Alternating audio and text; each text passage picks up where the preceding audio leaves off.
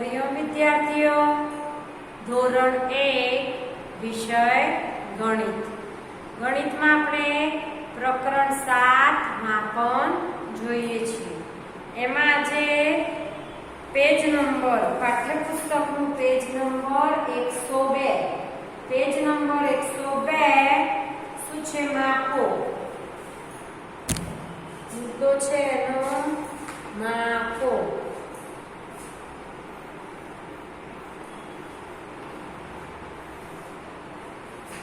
માપો એટલે શું?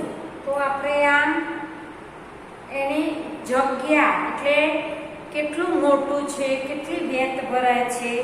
તો પહેલા જ ચિત્રમાં છોકરી ટેબલ પાસે ઊભી છે અને એના હાથ કેવા હોય? તમારા હાથ કેવા છે? નાના. એના નાના નાના હાથથી વેત ભરે છે. શું કરે છે? વેત ભરે છે. મારું ટેબલ ખાલી જગ્યા વેત લાંબુ છે. શું છે? મારું ટેબલ ખાલી જગ્યા વેત લાંબુ છે. ખ્યાલ આવ્યો? તો હવે શું કરવાનું?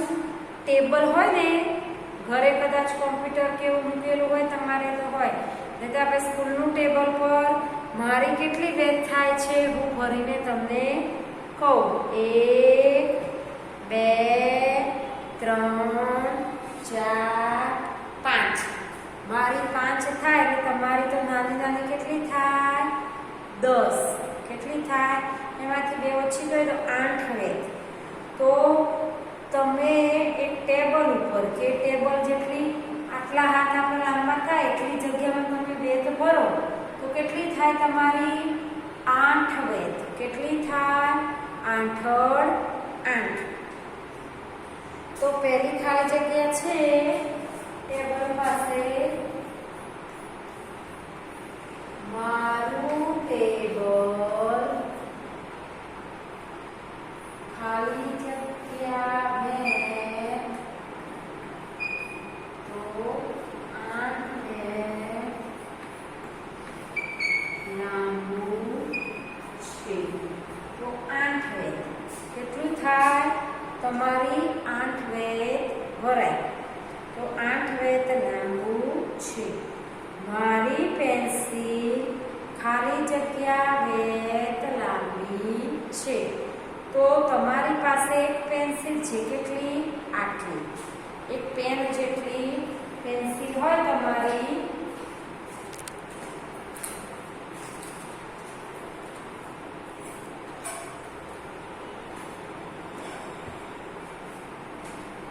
પેન જેટલી તમારી પેન્સિલ હોય તો મારી તો એક વેત પણ વધારે પડી તો તમારી 1.5 વેત થાય એટલે 2 વેત લખી શકે. કેટલી? 2 વેત. તમારી પેન્સિલ કેટલી લાંબી હોય? તો તમારી પેન્સિલ અહીંયા જે ખાલી જગ્યા છે ને,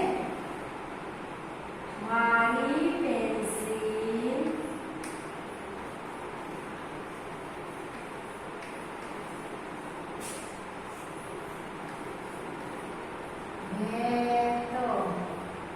મારી પેન્સિલ 2 વેત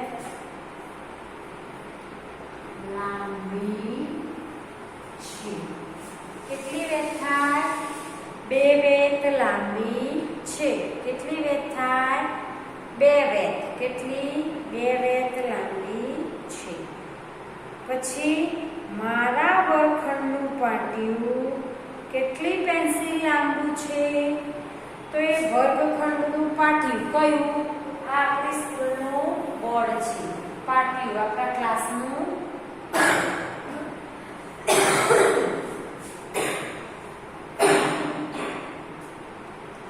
આ પાટિયું છે.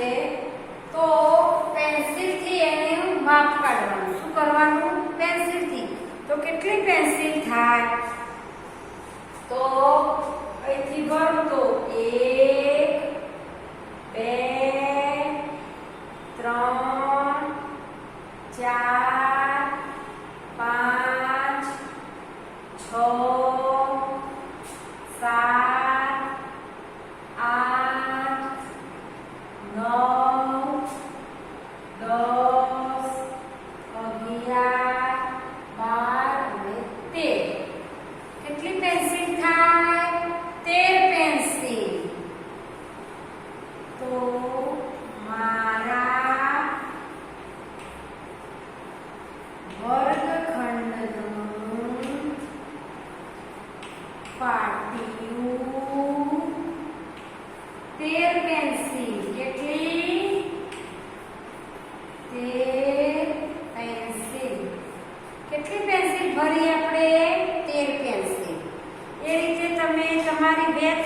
કરી શકો.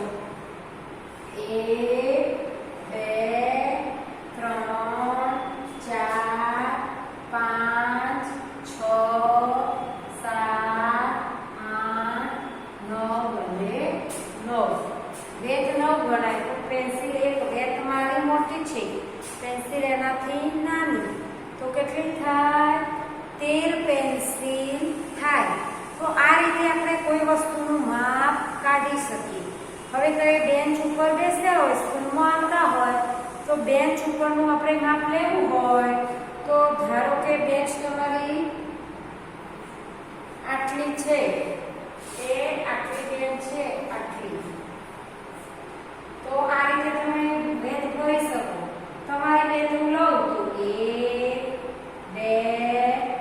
2 3 4 5 6 7 8 9 10. 10 વેત કેટલી થાય? 10. તો તમે કોઈ વસ્તુ હોય એનું તમારી આમ વેત ભરી અને એનું માપન કરી શકો. કે પેન્સિલથી માપવું હોય તો આપણે હાલ પેન્સિલથી બોર્ડનું માપન કાઢ્યું, એમ પેન્સિલથી બોર્ડનું માપન કે બેન્ચનું પણ માપ કાઢી શકો. તો ખ્યાલ આવ્યો? આ રીતે તમારે એનું માપ કાઢી શકો. નીચે જુઓ છોકરાઓ શું કરે છે? નાનકડી એક લાકડીનો ટુકડો લઈને એનું માપ કાઢે છે. આટલી લાકડી હોય, પછી એને અહીંથી ઉઠાવીને આ બાજુ, પછી આટલે પહોંચાય અહીંથી ઉઠાવીને આ બાજુ, એમ એનું માપ કાઢે કે કેટલી લાકડી થઈ. તો એ જેટલી આપણે પેન્સિલ ભરી એમ એની પેન્સિલ એટલી, જેટલી લાકડીઓ તમે ફેરવો એટલી એની જગ્યા રોકે. હવે બાજુ પર જુઓ કે શેતરંજી છે. આપણા ઘરે શું છે? શેતરંજી. શું છે? શેતરંજી. નીચે આપણે બેસવાની શેતરંજી છે. તો કે શેતરંજી કેટલા પગલા લાંબી છે? તો શું કરવાનું? તમારે ઘરે આ અનુમાન કરવાનું. શેતરંજી તો દરેકના ઘરે હોય, શેતરંજી દરેકના ઘરે હોય. તો શું કરવાનું? શેતરંજી ઉપર એક પગ મૂકવાનો, પછી એની આગળ બીજો પગ, 2, પછી ત્રીજો પગ, પાછો ઉપાડીને એની આગળ એટલે ચોથો પગ, પાછો એની આગળ પાંચમું, એમ પગલા ભરવાના. જેમ આપણે આ વેત ભરી આ 1, હવે અહીંયા આવી છે મારી આટલી, તો પાછું શું કરવાનું? 2 3, તો પગ 1 2 3 4, એમ તમારે પગલા ભરવાના. અહીંયા છોકરાને કેટલા પગલા થયા શેતરંજીમાં? 10 પગલા. કેટલા? 10 પગલાનું માપ કાઢ્યું. તો તમારે પણ શેતરંજી પાથરી અને એના ઉપર પગલા ભરવાના. શું કરવાનું? પગલા ભરવાના. તો તમારા કેટલા પગલા છે શેતરંજી? શેતરંજી તમારા કેટલા પગલા છે? હવે સાદડી છે. શું છે? સાદડી. તો સાદડી કેટલી લાંબી છે? સાદડી પણ એક શેતરંજી જેવી જ આવે, પણ કેવી હોય? નાની. કેવી હોય?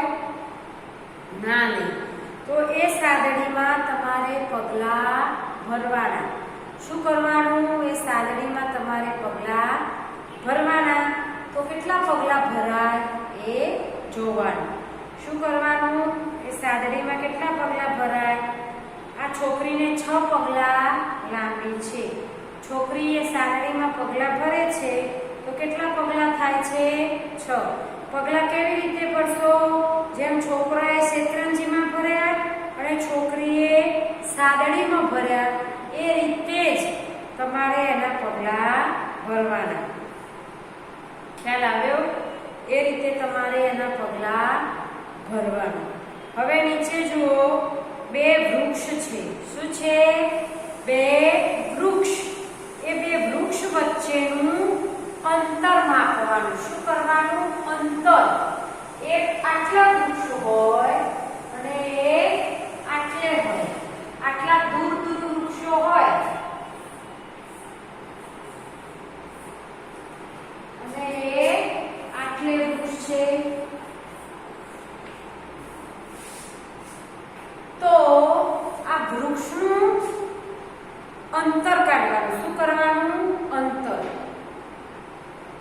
તો કોઈ વસ્તુ આપણે મીટર કે કિલોમીટરમાં મપાય, શેમાં? મીટર કે કિલોમીટરમાં મપાય.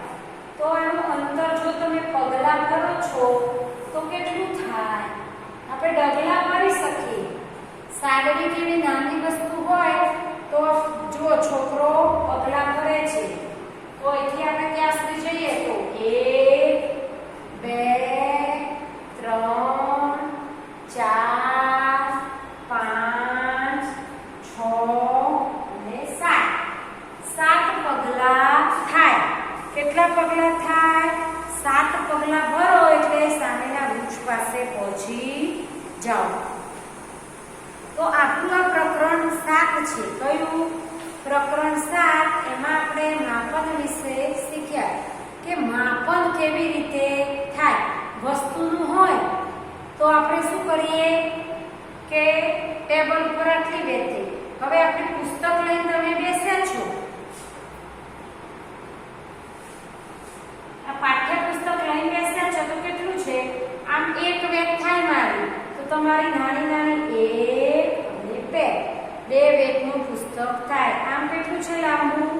1 અને 1.5 થાય તો તમારી 1 2 અને 3 તમારી 3 વેગ થાય. કેટલી? 3 વેગ. અને આમ તમારી 2 વેગ. બરોબર? તો આ રીતે આપણે એનું માપન કરી શકીએ.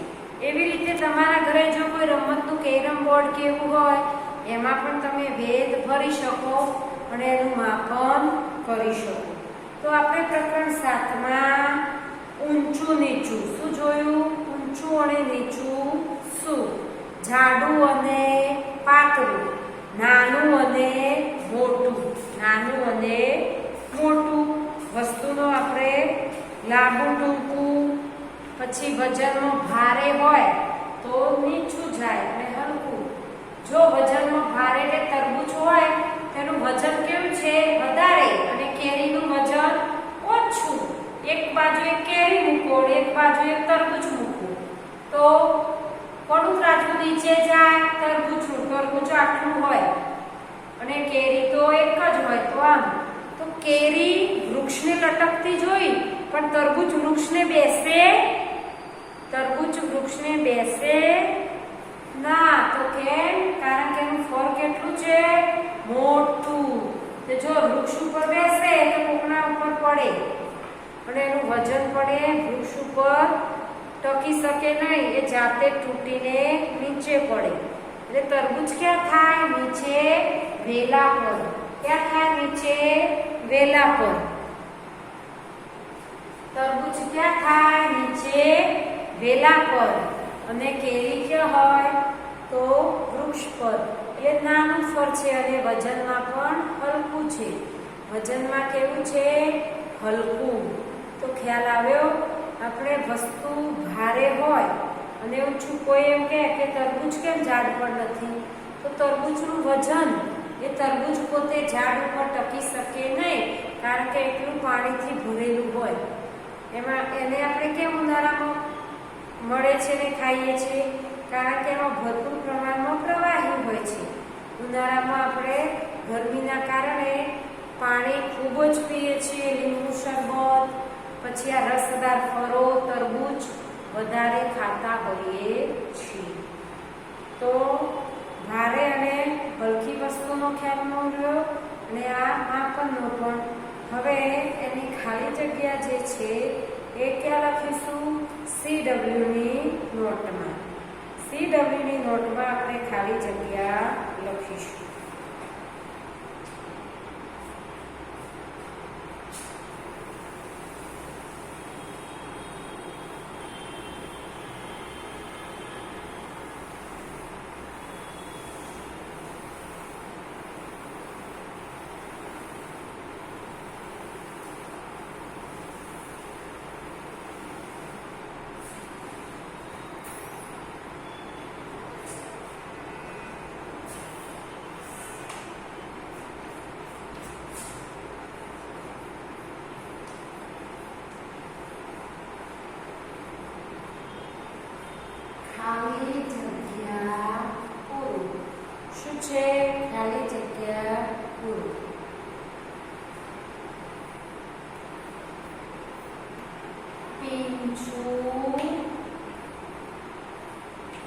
દડા કરતા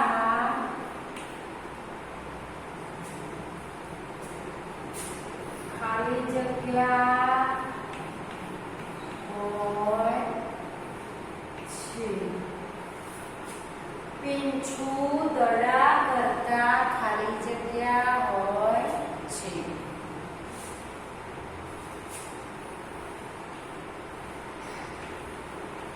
તરબૂચ ચીકુ કરતા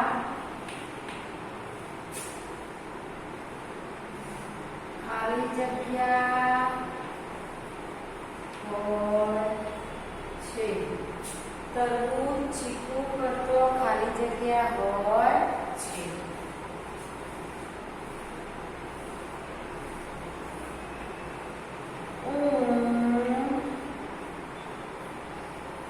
કૂતરા કરતો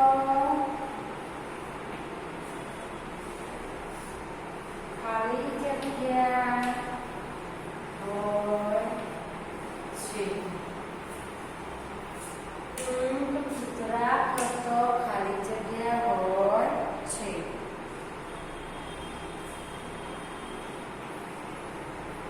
હાથી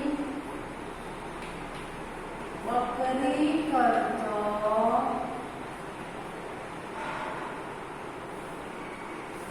ખાલી જગ્યા હોય છે. હાથી બકરી કરતો ખાલી જગ્યા હોય છે.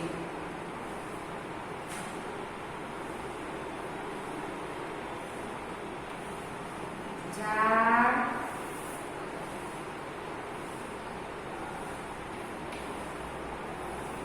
છોડ કરતો ખાલી જગ્યા હોય છે. હવે આપણે એને ખાલી જગ્યા જોઈશું. પીંછું દડા કરતો ખાલી જગ્યા હોય છે. તો આપણે કયા કયા ટોપિક શીખ્યા હતા ગણિતના માપનમાં? તો ઊંચું નીચું, ભારે હલકું, ઊંચું નીચું, લાંબુ ટૂંકું, હલકું અને ભારે. બરોબર? જાડું અને પાતળું. આપણે આ શીખ્યા તો એમાંથી આપણે ખાલી જગ્યા જોઈએ. પીંછું દડા કરતા ખાલી જગ્યા હોય છે. તો પીંછું દડા કરતો કેવું હોય? પીંછું એટલે કેવું? કાગડાનું પીંછું, મોરનું પીંછું અને સામે દડો મૂકો, રમવાનો દડો મૂકો. તો પીંછું દડા કરતો કેવું થયું? ભારે કે હલકું? એક બાજુ દડો મૂકો એક બાજુ પીંછું, તો કોનું ત્રાજુ નીચું જાય? દડાનું, કારણ કે વજનનો ભારે છે. તો પીંછું કેવું થયું? હલકું.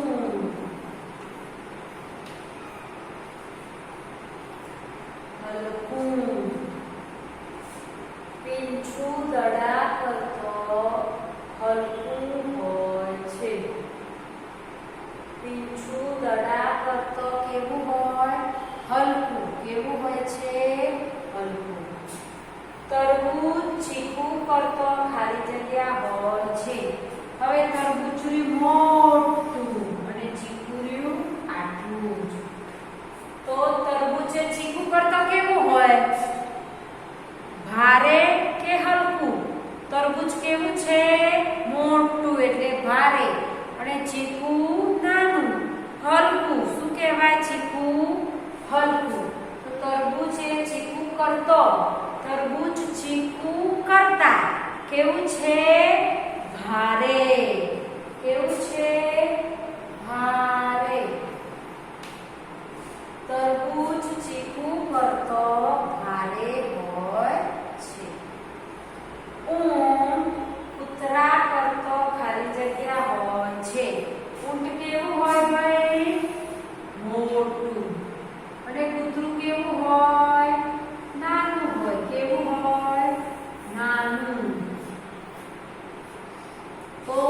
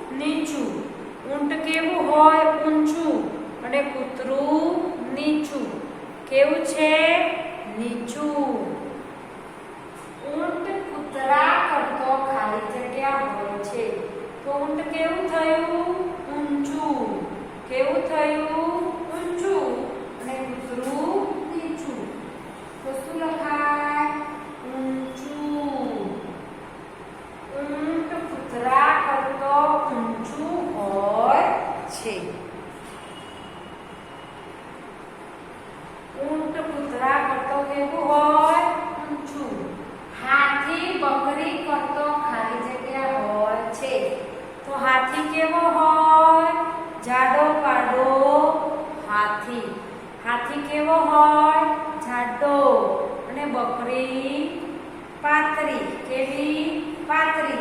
એટલે ભારે અને હલકું શીખ્યા છીએ ને આપણે. તો હાથી બકરી કરતો ખાલી જગ્યા હોય છે. હાથી અને બકરી જોડે હોય તો હાથી કેવો લાગે? બકરી કરતો જાડો, એટલે ભારે. કેવો લાગે? ભારે. હાથી બકરી કરતો ભારે હોય છે. હાથી બકરી કરતો ભારે હોય છે. ઝાડ છોડ કરતો ખાલી જગ્યા હોય છે. તો આ વૃક્ષ રહ્યું. શું છે આ? વૃક્ષ. અને આ છોડ. આ શું છે? છોડ.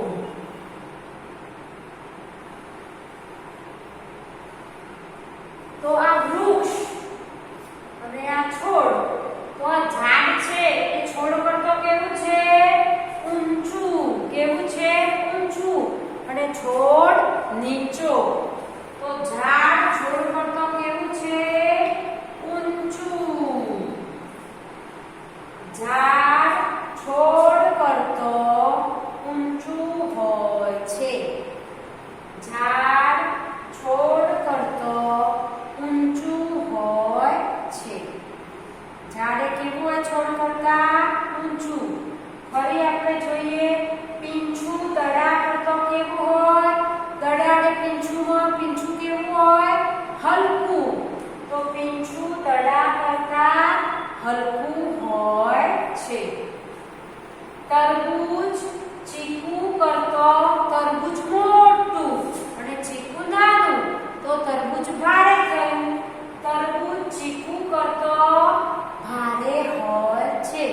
તરબૂચ ચીકુ કરતો કેવું છે? ભારે. તરબૂચ ચીકુ કરતો ભારે હોય છે. ઊંટ કૂતરા કરતો કેવું હોય? કૂતરું નીચું આપણા પગે અડતું હોય અને ઊંટના જોડે આપણે ઊભા રહીએ તો ઊંટ ઊંચું. તો ઊંટ કૂતરા કરતો ઊંચું હોય છે. હાથી બકરી કરતો. હાથી અને બકરી જોડે હોય. હાથી અને બકરી જોડે હોય તો હાથી તો ભારે ખમ. એટલે હાથી કેવો છે? બકરી કરતો ભારે હોય છે. કેવો હોય? ભારે. અને ઝાડ એ છોડ કરતો કેવું હોય? એક બાજુ ઝાડ હોય અને એક બાજુમાં છોડ હોય. તો ઝાડ કેવું છે? ઊંચું. કેવું? ઊંચું. તો આપણી પ્રકરણ 7 ની આ ખાલી જગ્યાઓ છે 5. તમારી CW ની નોટમાં સારા અક્ષરે લખો. ગણિતની નોટમાં લખી દો.